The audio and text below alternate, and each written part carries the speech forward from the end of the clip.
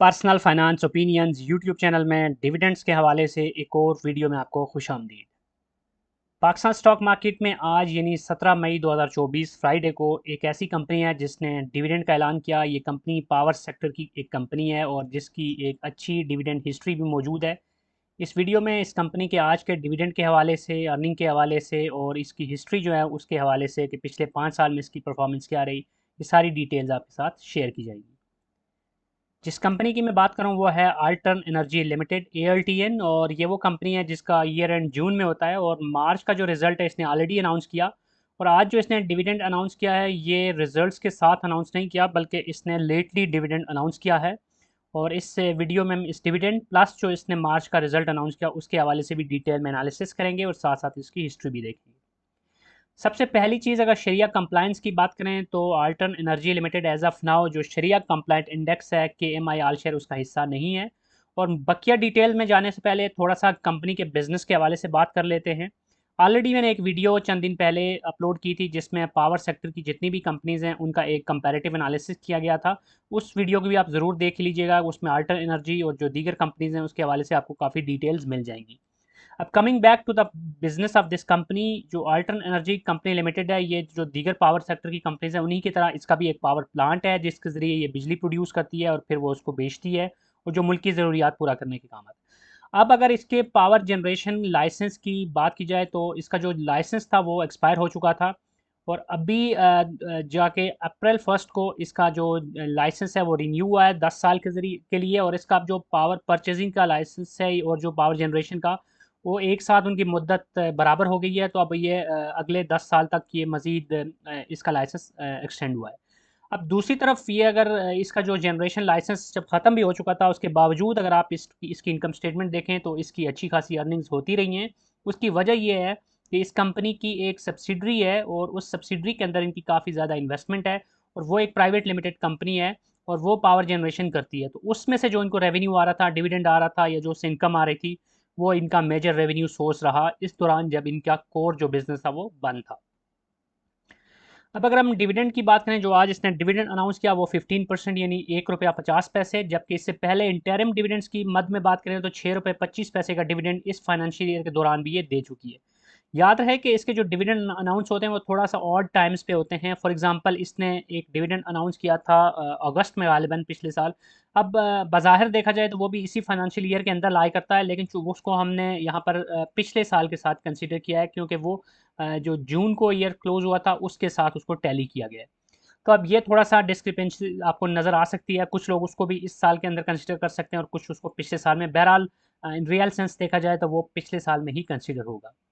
अब अगर EPS की बात की जाए तो इसकी जो अर्निंग्स हैं इस साल वो ₹10.69 रही हैं अब तक के 3 क्वार्टर्स के रिजल्ट की, जबकि पिछले साल सेम पीरियड में यानी जो फाइनेंशियल ईयर 2023 के 9 मंथ्स थे उसमें ये लॉस में थी -0.23। जबकि कंसोलिडेटेड EPS जिसमें इसकी मेन कंपनी प्लस इसकी जो सब्सिडरीज होती हैं उनकी टोटल अगर बात की जाए कंसोलिडेशन में तो इसकी जो EPS है वो 6.04, जबकि पिछले साल वो 8.29। तो यहाँ पर आपको काफ़ी ज़्यादा पेक्यूलरिटी नज़र आएगी। पिछले साल के पहले 9 मंथ्स में इसकी जो अपनी अर्निंग्स थी वो तो नेगेटिव में थी, लॉस में थी, लेकिन अगर आप कंसोलिडेटेड देखें तो ये अच्छा खासा ऊपर थी। इसके बरक्स अभी इस साल का देखें तो 3 क्वार्टर्स के अंदर जो इसका अपनी अनकंसोलिडेटेड EPS है वो काफ़ी ज़्यादा है, जबकि जो कंसोलिडेटेड EPS है जिसमें सब्सिडरीज की EPS भी शामिल है वो थोड़ा सा कम है।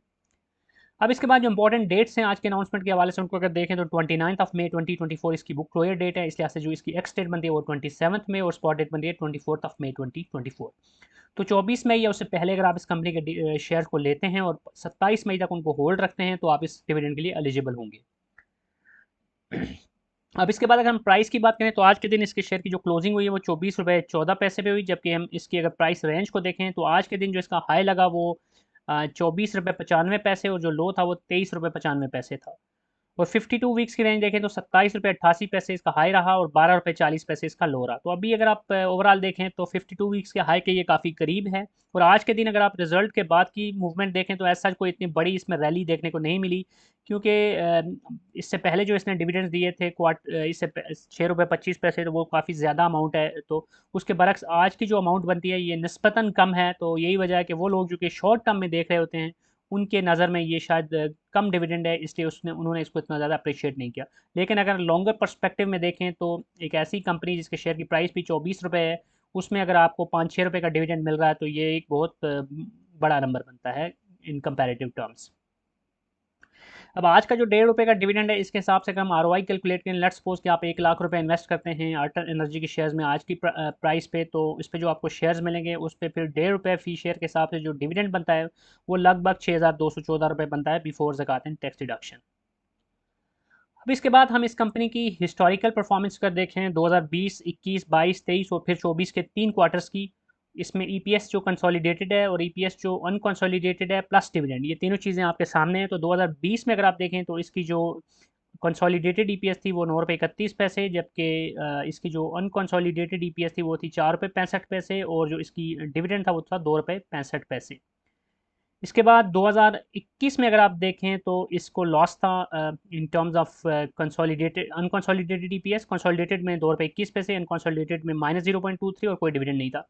फिर अगर 22 में देखें तो इसकी जो अनकंसोलिडेटेड ईपीएस सॉरी जो कंसोलिडेटेड ईपीएस है वो 3 रुपये 72 पैसे, लेकिन अनकंसोलिडेटेड थी 18 रुपये 21 पैसे, जबकि इसका जो डिविडेंड था वो था 1 रुपया 85 पैसे। फिर अगर आप 2023 में देखें तो इसकी जो कंसोलिडेटेड ईपीएस थी वो थी 11 रुपये 78 पैसे, जबकि अनकंसोलिडेटेड ईपीएस जो थी वो लॉस में था, यानी कि -0.20, जबकि इसका जो डिविडेंड था वो था 4 रुपये 70 पैसे। अब 2024 के 3 क्वार्टर्स में 9 रुपये 59 पैसे की इसकी अनकंसोलिडेटेड 9 रुपये 59 पैसे इसकी कंसोलिडेटेड ईपीएस बन चुकी है, 6 रुपये 4 पैसे अनकंसोलिडेटेड ईपीएस, और 7 रुपये 75 पैसे इसने अब तक डिविडेंड टोटल दे दिया है, इंक्लूडिंग डिविडेंड जो आज इसने 1 रुपये 25 पैसे 1 रुपये 50 पैसे दिए। तो ओवरऑल देखा जाए तो ये वो कंपनी है जो कि एक अच्छी हिस्ट्री रखती है in terms of dividend pay out. हाल दो के बीच में इसको आप देख सकते हैं कि कुछ ऐसे ईयर्स भी हैं जिसमें लॉस में भी गई है, लेकिन कंसोलिडेटेड और अनकंसोलिडेटेड दोनों रिजल्ट्स को देखें और इसकी यानी कि सब्सिडरी की परफॉर्मेंस भी देखें, तो कहीं ना कहीं वो उसको वहाँ से न्यूट्रलाइज कर लेती है। अगर मेन कंपनी जैसे अभी लाइसेंस ना होने की वजह से उसकी रेवेन्यू ज़ीरो था, लेकिन इसके बावजूद भी जो इसकी सब्सिडरीज हैं उसके बिजनेस की वजह से ओवरऑल इसका प्रॉफिट मार्जिन बरकरार है। तो ये थी आज की वीडियो में वो सारी इन्फॉर्मेशन जो आपके लिए आई होप कि यूज़फुल होगी। और इस कंपनी में अगर आपने ऑलरेडी इन्वेस्ट कर रखा है या फिर आप इसमें इन्वेस्टमेंट का इरादा रखते हैं, तो उस सूरत में ये इन्फॉर्मेशन जो आज की वीडियो के ज़रिए आपके साथ शेयर की गई एजुकेशनल पर्पज़ के लिए, और दीगर जो इन्फॉर्मेशन इसकी आप मज़ीद रिसर्च कर सकते हैं, उसकी बेस पर आप डिसाइड कर सकते हैं कि आया ये आपके पोर्टफोलियो में फिट इन होती है या नहीं होती। अगेन ये कोई फाइनेंशियल एडवाइस नहीं है। किसी भी कंपनी को आपने उसमें अगर शेयर्स को ख़रीदना है या बेचना है तो उसके लिए आपको ड्यू डिलिजेंस करके और बेहतर तौर पे अपने पोर्टफोलियो के हिसाब से अपनी रिस्क एपेटाइट के हिसाब से डिसीजन लेना चाहिए। That's it from this video. अगर आपको ये वीडियो पसंद आई है तो चैनल को सब्सक्राइब करना, वीडियो को लाइक करना, बेल आइकन को प्रेस करना मत भूलिएगा। कोई भी क्वेश्चन है, फीडबैक है तो कमेंट सेक्शन में आप लिख सकते हैं। Thank you very much.